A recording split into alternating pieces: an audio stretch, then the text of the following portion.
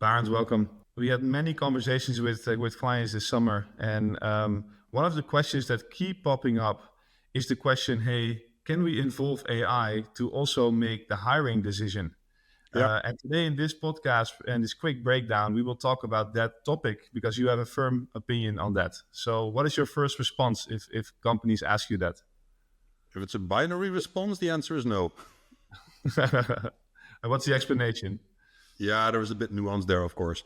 I think AI making hiring decisions, I think in itself, that's not something new. The larger organizations have been playing around with this concept for, I think a decade now. And I think if you look back at the experiences of those companies, I think the most famous example is from Amazon, who made AI to take over the full hiring decision. And it turned out to be extremely biased. So, not biased like a human, but even more. And the reason that happened was because it was trained by humans. So that AI was completely trained based on hiring decisions from humans, where there was a little bit of bias, and then it just make that bias even far worse. So Amazon pulled the plug. That platform was shut down and never released again. Obviously AI is changing, so you see new challenges right now. But I think if you look at the history, that was the biggest problem back then. Humans train the AI, humans are biased, and therefore the AI will be biased as well. Yeah. So, but you said the binary answer is no, but there is something in the middle. So, to say. I think so. You see this whole new wave of AI solutions popping up. And obviously, there are also a lot of startups that say, hey, we take over the full process. We will do the vetting, qualifying, and we will make the call itself. We will define if somebody is good or not.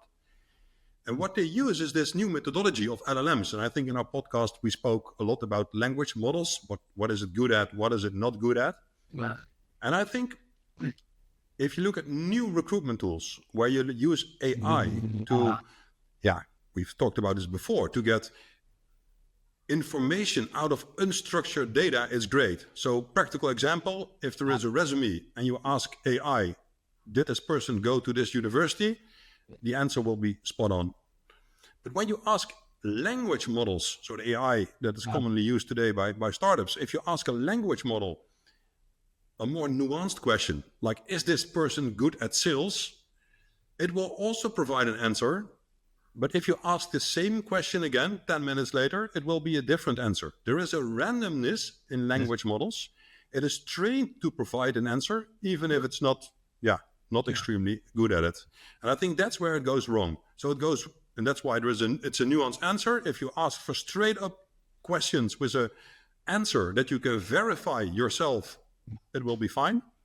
If you ask interpretation of information, I think that will go horribly wrong. Yeah, but in which scenario do you think that can help to make a hiring decision other than just asking a question in an interviewing process where you expect a certain answer? I think if you look at the reality of Carve, Carve is present in a lot of screening conversations. And then, you ask questions like, is this person willing to work in the weekend, willing to move locations? Then the AI can do the interpretation. The AI will give the answer on those questions. But as a human, you can verify it. Yeah. In a reality, where you ask the question, to an AI, this person, we had an interview with this person. What do you think? Do you think this person has the right competences to be a sales guru? Yeah, you will also get an answer, but it's not factual. You cannot verify it yourself. And I think if you look at also new legislation that's popping up on the use of AI in recruitment, that's where the big concerns are. Yeah. And do you think those concerns are that serious that we just should not allow it? Or do you think we will work around it? I think for now, with the current state of technology, we should not allow it. The reason why we should not allow it is that it will look so good, right? Because it will give an answer and you think, wow, it really thought about the answer, but it did not. It randomized, it guessed. So it is not a factual answer. It's like me talking about football, right? It sounds good, but I have no clue where I'm talking about. And that's exactly the same with AI. It also doesn't sound good, but in your case. Exactly. So maybe to make it tangible, can you give a real life scenario where a company is trying to use AI to make a hiring decision and it looks good, but it goes horribly wrong? Old case micro expressions. We're in this talk right now, and if you analyze our faces, there are AI tools that can calculate your personality, and based on that personality, it will guess competences, and based on the guess of the competences, it will make a guess if you can do a job, yes or no. So that's an example. If you look at the result, it will say this person is excellent because of these and these and these reasons, and it sounds good. It sounds like if an experienced recruiter talks to you. That's with language models, right? The output is so good, but there's no merits in it. It's just, it's just guessing on guessing. Yeah, but I think the most obvious case what happens now is an applicant applies, there's an application form, there's a resume, and AI grabs all that information and tries to make a score to actually score this candidate and pushes that to the ATS and actually is already saying something about a candidate before a human even looked at it. That is also, it's not the hiring decision, but it's definitely already steering towards guidance of a hiring decision. And if that scoring is based on factual information that you can verify as a human, then it works. Then it's then it's just a functional tool. If it's an opinion of the language model and you can't verify the factual information underneath it, when it just becomes a score without any context, then you definitely shouldn't trust it. Yeah, I think that's a good point. I think the grabbing all the information that's there, summarizing this information, using this information to literally do what a recruiter would normally do, look at all this information, grab it together, and make a first shift based on the information that's available. I think that is a step that we can take. And by the way, there are huge efficiencies to make there. But as soon as it is, and I think this is mostly for skill-based jobs, right? Because then it's also easier to make this. It's easier to verify, exactly. If it's skill-based, you can verify it. If it's more about team culture, cultural fit, if it's about competences, you should ask yourself the question, the task I give to AI right now, could it also be done by a completely untrained new recruiter? And if the question is, hey, look at this resume, does this person have 3 years experience? The answer is yes. If it's, look at this resume, do you think this person will be a good cultural fit for our company? Well, the answer is no. Same with AI. Don't let it do things that you would normally hand out to an experienced recruiters, because that's why we have recruiters. So in this case, if I'm a recruiter, but the fun part is that a lot of the other stuff, we should not underestimate how much work there's now literally done by humans that is still the interpretation of information. So there is a huge efficiency to make there. Oh, definitely. You can save so much time.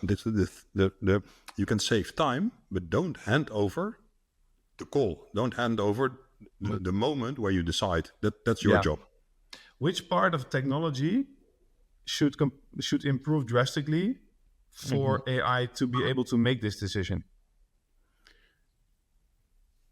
The cool thing about AI and the risk of the current state of AI is that it looks so amazing. It looks so smart. But again, it is not smart. There's a lot of information hidden in there, and it can execute tasks like searching through data really fast. But as long as there is no fundamental improvement on the intelligence itself, and my personal opinion is that with the current methodology, that will never happen.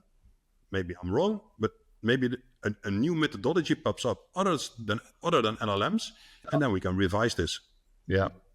So the conclusion is for skill-based or low entry jobs that are really factual about like how many hours do you need to work this week? Can you work in the weekends? For those type of things, AI can do a great job.